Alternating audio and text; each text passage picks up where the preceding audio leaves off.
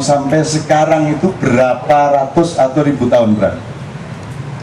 Atau dia include in within 2 millennium or 3 millennium?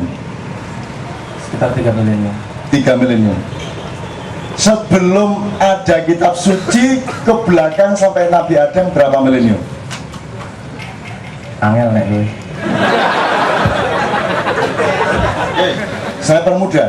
Lebih lama manusia hidup tanpa kitab suci atau lebih sebentar?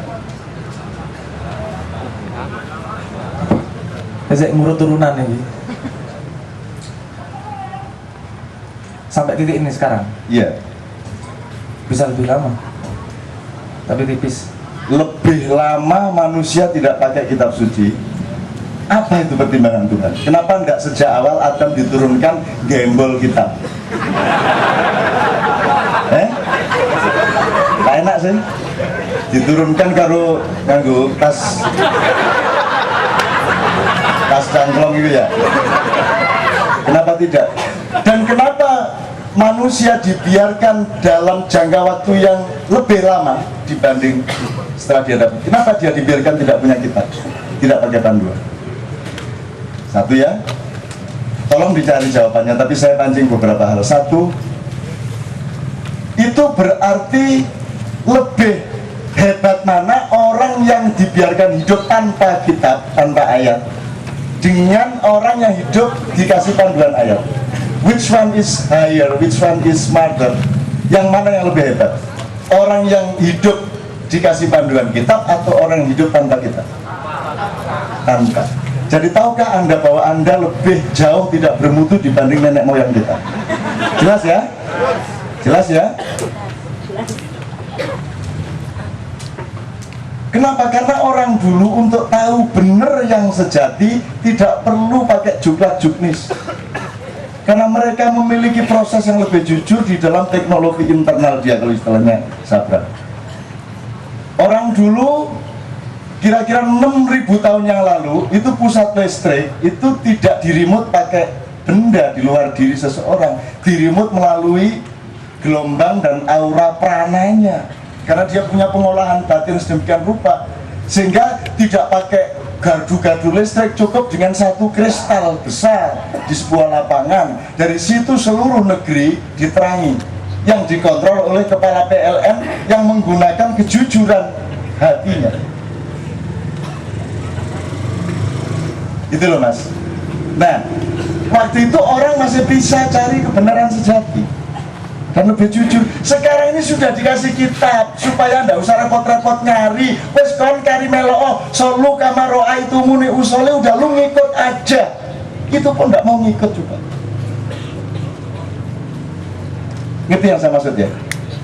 Pendekar itu mas, kalau sudah hebat itu ndak perlu bawa senjata tuh mas. Semakin rendah pangkat prajurit, semakin tinggi tombaknya. Betul enggak? Betul enggak? Kalau Anda masih ban apa, kalau yang paling bawah? Ban putih itu kan masih melakukan ini tangan. Jadi dia masih butuh senjata, roti kalung, masih pakai apa, masih pakai apa. Tapi nek wis, kalau kita sudah bisa menjadikan tangan kita ini cambuk, kain aja kita lepas dia bisa jadi pedang. Itu kan tanda-tanda pendekar yang tinggi. Jadi orang yang sudah memiliki teknologi kemanusiaan yang tinggi, dia tidak membutuhkan teknologi eksternal, kan gitu. Jadi orang sekarang jauh lebih rendah. Itu bukan hanya kemampuan berpikirnya, kemampuan intelektualnya, bukan karena struktur rohani dan mentalitasnya saja, tapi juga jasadnya atau fisiknya pun mengalami degradasi. Jadi Nabi Adam itu tingginya kira-kira 15 kali lipat lah kalau dari orang sekarang. Setelah sekian ratus tahun sampai ke Nabi Nuh saja, Nabi Nuh itu umurnya 990 tahun. Kalau Anda kan 190 tahun kayak Presiden Piro yang dialami. Dan 50 kali dia berinteraksi dengan malaikat Jabrail. Kalau sekarang disebut Jibril. Kalau di zaman Jawa pra Ibrahim disebut Jabarala, Joborolo. Itu 50 kali dia seminar sama si Jabroel ini, sama Jabarala ini, Nabi Nuh. Waktu itu orang bisa omong-omongan sama binatang. Jadi kalau yang diumumkan bahwa Nabi Sulaiman bisa ngomong sama semut itu sudah output sekian generasi sebelumnya. Kita mengenal kuda terbang, kita mengenal lumba-lumba, kita mengenal balkadaba, kita mengenal burung merak, kita mengenal naga. Itu binatang-binatang yang kabarnya oleh Tuhan disuruh menyertai Adam turun dari surga ke bumi. Gitu. Cari ini loh, tapi ini angel diteliti.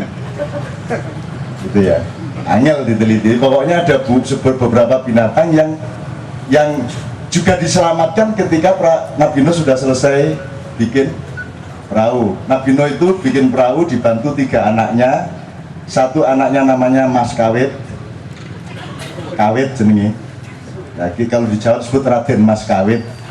Anak yang kedua namanya Kan'an, yang ketiga namanya Hashim. Kalau Kan'an ini seorang intelektual dan dia juga seorang ahli ilmu ukur segala macam, sehingga dia perkirakan banjirnya tidak akan bisa sampai meluap ke atas bukit. Maka si Kan'an naik bukit, tapi toh tenggelam juga karena waktu itu yang cair adalah kutub selatan, mengalami pencairan sampai menenggelamkan sepertiga dunia, sehingga membuat dataran sangat besar dari India sampai Ternate itu menjadi tinggal gundukan-gundukannya, atasannya saja menjadi Pulau Jawa, Sumatera segala macam itu. Nah, yang kedua, yang pertama Kawit ini 2 hari dia ikut belah-belah kayu. Hari ketiga dia bilang sama Nabi Nuh, sama bapaknya, Pak, aku dikit cilik wis ngewangi sampean. Lagi aku iki kayu semene kaya aku kon graji iki piye ceritane? Aku nak terus kayak ngene iki ngabukti kok terus menerus. Itu persis sabrang. Ngabdi kok terus menerus, kata dia gitu. Mengabdi kok terus menerus, saya mau asal diupah. Akhirnya dia dikasih upah 3 gumpal emas si Kawit ini. Jadi neoliberalisme itu sudah sejak anaknya Nabi Nuh. Bahkan sebenarnya asal usulnya sudah dari surga. Kapitalisme itu aslinya dirintis sejak di surga. Makanya Allah mentakdirkan orang yang menulis buku itu namanya Adam Smith. Karena itu harus disambung dengan bahwa orang yang pertama-tama melakukan keragusan itu namanya Adam alaihissalam itu. Maka dia turun ke bumi karena dia ragus, sudah dikasih begitu banyak, dia masih melanggar larangan yang cuma 1 itu. Maka keragusan itulah yang mendasari ilmu ekonomi dengan modal sekecil-kecilnya mencari laba sebesar-besarnya. Nah makanya Adam terus jadi Adam Smith. Angel lagi gaduh-gaduh namanya ini. Di kode karo Yusuf Susilo Budiono. Itu teman sekalian. Nah kalau Kan'an, kelas menengah ini juga akan hancur. Tapi Hashim, orang-orang kecil dikunduri cinta, yang rendah hati dan mau campur dengan rakyat kecil dan mau silaturahmi di warung di mana-mana. Hashim inilah yang akan memiliki keturunan-keturunan sampai sekarang, anaknya Bimo itu. Jadi jadilah Anda Hashim. Tidak berarti Anda harus memilih Prabowo meskipun Hashim adalah saudaranya Prabowo. Tapi yang saya maksud adalah Hashim anaknya Nabi Nuh, gitu ya. Bukan Hashim Muzadi juga. Jadi saya kembalikan ke beliau, benernya demokrasi ini kan benernya orang banyak. Itu pun orang banyak di mana golput tidak diakui, di mana orang yang tidak nyontreng dianggap tidak ada.